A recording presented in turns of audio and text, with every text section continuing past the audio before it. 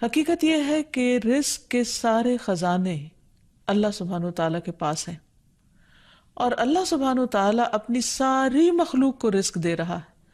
اور ہر طرح کا رزق دے رہا ہے، اور پھر بھی اس کے خزانوں میں کمی نہیں واقع ہوتی۔ ایک حدیث قدسی میں آتا ہے، اللہ تعالیٰ فرماتے ہیں کہ اے تمام جن و انس، اولین و آخرین،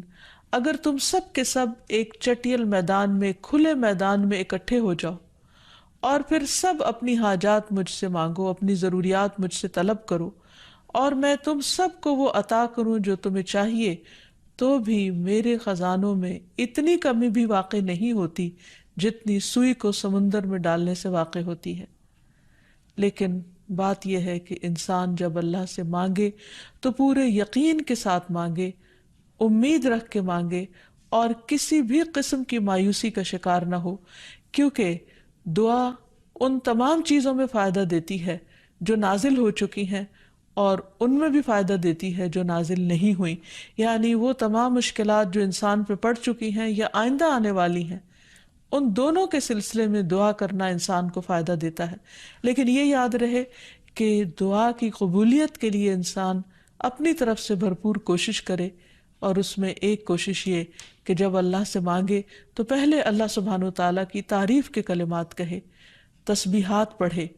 اور پھر اس کے ساتھ ساتھ درود شریف پڑھے۔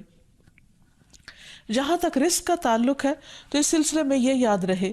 کہ رزق کا تنگ کرنا اور کشادہ کرنا یہ صرف اللہ سبحانہ وتعالیٰ کے ہاتھ میں ہے۔ وہ جس کو چاہتا ہے زیادہ دیتا ہے، جس کو چاہتا ہے کم دیتا ہے۔ قرآن مجید میں اللہ تعالیٰ فرماتے ہیں واللہ یرزق من یشاء بغیر حساب، اللہ جس کو چاہتا ہے بے حساب رزق عطا کرتا ہے، اور پھر اگر وہ کسی کو زیادہ نہیں دیتا، اس پر رزق تنگ کر دیتا ہے، تو بھی اس میں اس کی اپنی حکمت اور مصلحت کار فرما ہوتی ہے۔ بعض لوگوں کو رزق کی زیادتی نقصان دیتی ہے، اور بعض لوگوں کو رزق کی کمی فتنے اور مشکل میں ڈال دیتی ہے کہ ان کے ایمان جانے کا خطرہ ہوتا ہے۔ اسی طرح بعض کو رزق کی کشادگی اللہ کی یاد سے غافل کر دیتی ہے، یعنی انسان مختلف مزاج کے ہوتے ہیں، تو اللہ تعالیٰ چونکہ بندوں پر مہربان ہے، وہ جانتا ہے کہ کس بندے کے ساتھ اسے کیسا معاملہ کرنا ہے، کسے زیادہ دینا ہے اور کسے کم دینا ہے۔ اس لیے ہمارے معاملے میں اللہ تعالیٰ کا جو بھی فیصلہ ہو اسے بخوشی قبول کر لینا چاہیے، اور اس کے ساتھ ساتھ اس سے اچھی امید رکھنی چاہیے۔ رزق کے سلسلے میں یہ بات بھی یاد رہے کہ اگر کبھی رزق میں تنگی ہو رہی ہو تو ہو سکتا ہے کہ اس تنگی پر صبر کرنے کی وجہ سے انسان کے اتنے درجات بلند ہو جائیں کہ بہت بڑی بڑی نیکیاں بھی اس کے مقابلے میں ہیچ ہوں۔ پھر اسی طرح بعض اوقات انسان کے لیے ناشکری رزق کی تنگی کا ذریعہ بن جاتی ہے، تو اس سے بھی انسان کو پرہیز کرنا چاہیے۔ خواہ انسان کے پاس تھوڑا ہی ہو تو بھی اس پر اللہ تعالیٰ کا شکر ادا کرنا چاہیے، کیونکہ اللہ تعالیٰ کا وعدہ ہے لَإِن شَكَرْتُمْ لَأَزِيدَنَّكُمْ، اگر تم شکر ادا کرو گے تو میں تمہیں اور زیادہ عطا کروں گا۔ کیونکہ ہر انسان جس کے پاس جتنا بھی ہے وہ عموماً کمی کا رونا روتا رہتا ہے۔ اسی لیے ہمیں یہ سکھایا گیا ہے کہ رزق کے معاملے میں ہم یعنی دنیاوی معاملات میں اپنے سے نیچے والوں کو دیکھیں کہ ان کے پاس کیا ہے، تو انسان کے پاس جو کچھ بھی ہو انسان اس پر راضی ہو سکتا ہے، مطمئن ہو سکتا ہے، خوش ہو سکتا ہے، اور اللہ تعالیٰ کا شکر گزار ہو سکتا ہے۔ اور یہ ہمیشہ یاد رکھے کہ اصل میں الرزاق تو اللہ تعالیٰ ہی ہے۔ اس لیے جب بھی رزق کے معاملے میں کسی بھی قسم کی کوئی مشکل ہو، اونچ نیچ ہو، تو فوراً اللہ تعالیٰ کی طرف انسان رجوع کرے اور اللہ تعالیٰ سے خوب خوب دعائیں کرے، کیونکہ وہ دعاؤں کا سننے والا ہے، قریب مجیب ہے، بہت قریب ہے، اور ہر بات کا جواب دیتا ہے۔ ایسا نہیں کہ وہ انسان کی دعا کو نظر انداز کر دیتا ہے، اور یہ تو اس کا خود حکم ہے، وَقَالَ رَبُّكُمُ ادْعُونِي أَسْتَجِبْ لَكُمْ، تمہارا رب کہتا ہے کہ تم مجھ سے مانگو تو میں تمہاری دعا قبول کروں گا۔ تو ہمیشہ ہمیں یہ یاد رکھنا چاہیے کہ رزق کی کنجیاں اللہ تعالیٰ کے پاس ہیں۔ فرمایا لَهُ مَقَالِيدُ السَّمَاوَاتِ وَالْأَرْضِ يَبْسُطُ الرِّزْقَ لِمَن يَشَاءُ وَيَقْدِرُ إِنَّهُ بِكُلِّ شَيْءٍ عَلِيمٌ،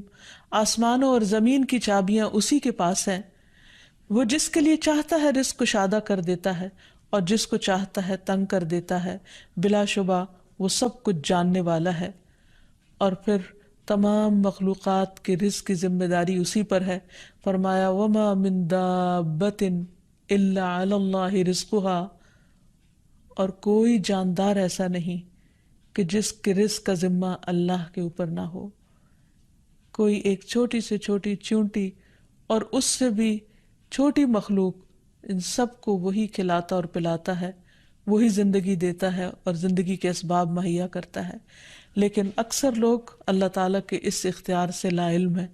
اسی لیے اللہ تعالیٰ فرماتے ہیں قل ان ربی یبسط الرزق لمن یشاء ویقدر ولکن اکثر الناس لا یعلمون، کہہ دیجئے بے شک میرا رب رزق فراخ کرتا ہے جس کے لیے چاہتا ہے اور تنگ کر دیتا ہے، لیکن اکثر لوگ علم نہیں رکھتے۔ یعنی بہت سے لوگ اس حقیقت کو بھول جاتے ہیں، اور جب ان کے پاس زیادہ آتا ہے تو وہ سمجھتے ہیں کہ یہ ان کی محنت کا نتیجہ ہے، یہ ان کی کوششیں اور ان کے سمجھداری ہے جس کی وجہ سے ان کو زیادہ ملا ہے۔ اور اگر کسی کے پاس کم ہوتا ہے تو عموماً لوگ سمجھتے ہیں کہ یہ اس کی اپنی حماقت اور بے وقوفی کی وجہ سے یا ناسمجھی کی وجہ سے اس کو نہیں مل رہا۔ حالانکہ بعض اوقات اللہ سبحانہ وتعالیٰ انتہائی ناسمجھ لوگوں کو بھی بہت کچھ عطا کر دیتا ہے، اور بعض اوقات بہت زیادہ پڑھے لکھے سمجھدار عقل مند لوگ اپنے 2 وقت کے کھانے کے لیے بھی پریشان ہوتے ہیں۔ حقیقت یہ ہے کہ اللہ سبحانہ وتعالیٰ جسے چاہے خوب نوازے، اور دینے سے اس کے خزانوں میں کوئی کمی واقع نہیں ہوتی، اور یہ اس کی اپنی مشیت اور اس کی اپنی چاہت ہے۔ وہ چاہے تو اپنے نافرمانوں کو بہت کچھ دے دے۔ ہم دیکھتے ہیں کہ دنیا میں بہت سے لوگ اس کی ذات کا بھی انکار کرتے ہیں، اس کے آگے سجدہ بھی نہیں کرتے، اس کی راہ میں کچھ صدقہ خیرات بھی نہیں کرتے، لیکن اس کے باوجود ان پر رزق برستا ہی چلا جاتا ہے، کیونکہ اللہ سبحانہ وتعالیٰ ان کو ڈھیل دیتا ہے۔ پھر اسی طرح اللہ تعالیٰ نے ہر ایک کا چونکہ رزق مقرر کر رکھا ہے، تو جن کے حصے میں زیادہ دیا یا زیادہ رکھا ہے، وہ ایسا نہیں کہ ضروری طور پر ان کی کسی نیکی کی وجہ سے ہی ہو، وہ اللہ تعالیٰ کی تقسیم کی بنا پر ہے۔ اللہ تعالیٰ کا اپنا فیصلہ ہے جو اس کے حکمت پر مبنی ہے، جسے انسان نہیں جانتے، کیونکہ اللہ تعالیٰ نے ہر انسان کا رزق مقرر کر رکھا ہے، اور جو انسان کے مقدر میں ہوتا ہے وہ اس کو مل کر رہتا ہے۔ اسی لیے جابر بن عبداللہ کہتے ہیں کہ اللہ کے رسول صلی اللہ علیہ وسلم نے فرمایا اگر ابن آدم اپنے رزق سے اسی طرح بھاگے جس طرح موت سے بھاگتا ہے تو بھی رزق اسے اسی طرح پالے گا جس طرح اسے موت پا لیتی ہے، یعنی اس کا رزق اس تک پہنچ کر رہے گا۔